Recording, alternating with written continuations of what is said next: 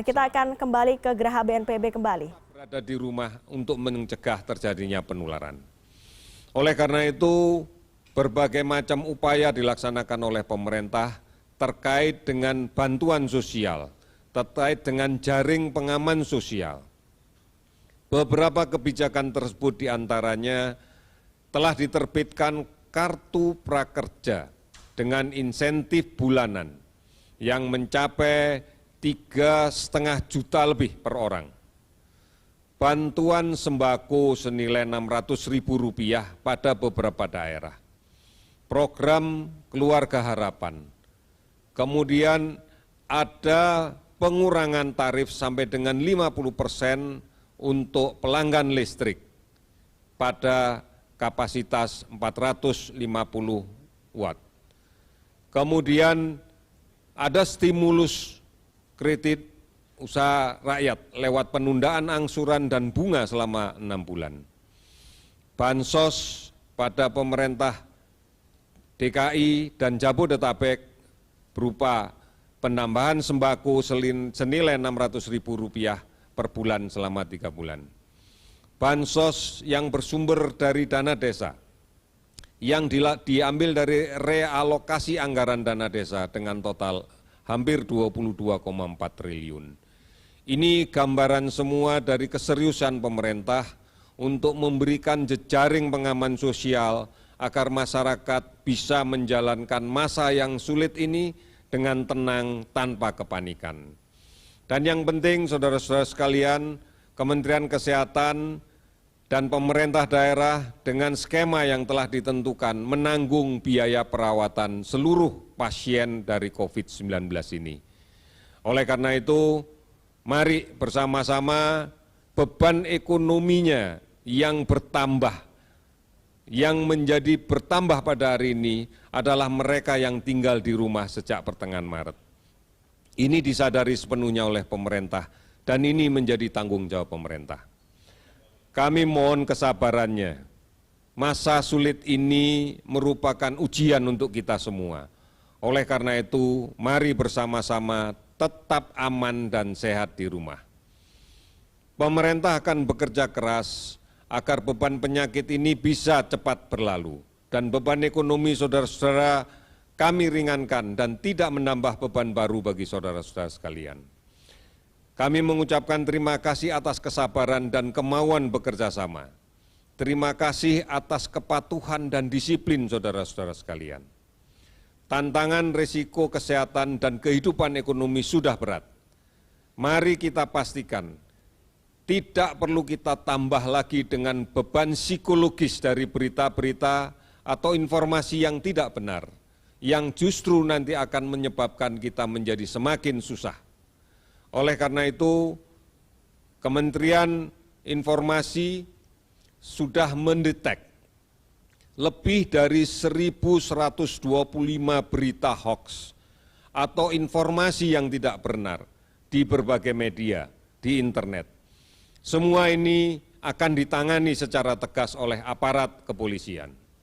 Oleh karena itu, tetap akses, tetap ikuti informasi yang benar dan resmi dari pemerintah. Baik di covid19.go.id, di hotline 119, di WhatsApp COVID-19, di Halo Kemkes di 1500567, dan di banyak sekali layanan aplikasi online dan layanan telemedicine yang lain. Ikuti terus siaran TVRI dan RRI yang disebarluaskan oleh televisi dan radio swasta. Kinerja kita pada hari ini tanggal 15 April 2020, tanggal 16 April 2020 pada pukul 12 sebagai berikut, bahwa laboratorium yang saat ini sudah melaksanakan full kegiatannya untuk melakukan pemeriksaan, sudah lebih dari 32 lab. Yang lainnya dalam waktu dekat setelah dilakukan setting dan kemudian melengkapi sebagian peralatannya akan segera bisa beroperasi. Spesimen yang kita periksa sampai dengan saat ini sudah hampir 40.000. Kasus yang kita periksa sudah hampir 35.000. Hasil positif 5.516 akumulasi sampai dengan sekarang. hasil negatif 29.459 sampai dengan saat sekarang. Pasien yang dilaporkan ODP 169.446 orang. Pasien dalam pemantauan PDP 11.873 orang. Konfirmasi positif coronavirus 19 dari pemeriksaan real-time PCR 5.516 orang. Kasus sembuh 548 orang, kasus meninggal 498 orang. 34 provinsi terdampak dan 202 kabupaten kota yang sudah terdampak. Kita patut bersyukur pada hari ini akumulasi pasien sembuh di DKI sebanyak 202 pasien, di Jawa Timur 86 pasien, Sulawesi Selatan 42 pasien, Bali 32 pasien, Jawa Barat 28 pasien. Dan di provinsi yang lainnya sehingga jumlah totalnya adalah 548 pasien. Akumulasi ini dapat dipersingkat sebagai berikut: penambahan kasus positif sebanyak 380 orang, sehingga total menjadi 5.516.